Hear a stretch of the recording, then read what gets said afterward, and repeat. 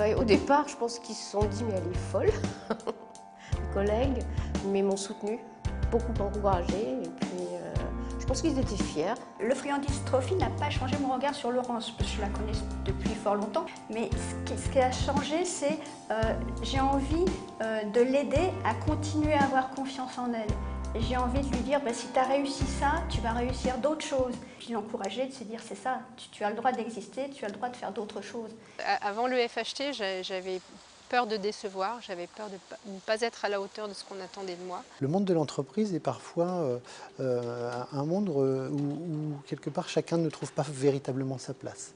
Le Friandises a vocation à libérer un petit peu les personnes, à leur permettre de se considérer. Le FHT permet de s'ouvrir aux autres. Plus. Ça m'a conforté dans mon idée de me dire qu'on doit juger les gens pour ce qu'ils sont et ce qu'ils font et pas sur nos a priori. Avec le Friandises, en fait, j'ai entendu tellement de belles choses, tellement de choses rassurantes et réconfortantes que j'ai lâché davantage sur les inquiétudes que je pouvais avoir auparavant. La différence est une richesse qui doit nous faire avancer et chacun apporte à l'autre et dans les deux sens. Il faut juste être bienveillant et être à l'écoute. Effectivement, on révèle des talents qui ont peut-être du mal à s'exprimer dans un monde où souvent tout est normé. Regagnons un petit peu en naturel pour gagner encore en performance.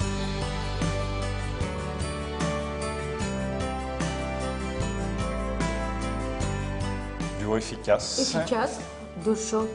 Oui, on peut le dire, dur de choc. On a été exceptionnel. On a trouvé une stratégie dès le début qui était de dire on va à notre rythme, quelle que soit la situation. La première étape en canot qui était difficile et la première étape à vélo, je me suis dit mais qu'est-ce que je fais là? Et Cyril s'est mis à avoir des crampes. Et moi j'étais bien. Je l'ai encouragé, je lui ai dit mais si ça va aller, ça va aller, ça va aller. Et en fait je me suis dit mais on va galérer tous les deux. Quand l'opportunité de participer à une chose comme le FHT s'est présentée, c'est apparu comme une évidence. Ça permettait effectivement de révéler un certain nombre de sujets. Et d'ailleurs, c'est plutôt une réussite. Je pense qu'on n'a jamais autant parlé du sujet du handicap à la Matmut que depuis que nous participons à cette manifestation. Le FHT, il y a un moment, il n'y a plus de personnes dotées de handicap ou personnes qui ne sont pas dotées de handicap. Il y a que des gens qui font du sport ensemble, qui forment une équipe, qui vivent et qui partagent. Le sujet est complètement valorisé aujourd'hui à mes yeux. À la fois il est banalisé et à la fois il est valorisé. C'est ce qui fait un peu la particularité de mon ressenti. Donc voilà, c'est devenu un non-sujet. C'était un sujet, c'est devenu un non-sujet. Et je crois que c'est ça la différence majeure.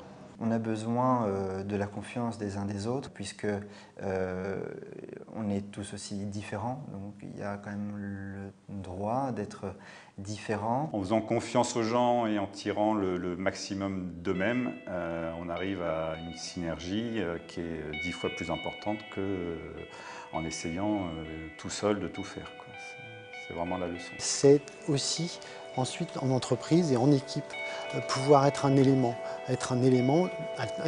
qu'on soutient, mais être un élément de soutien.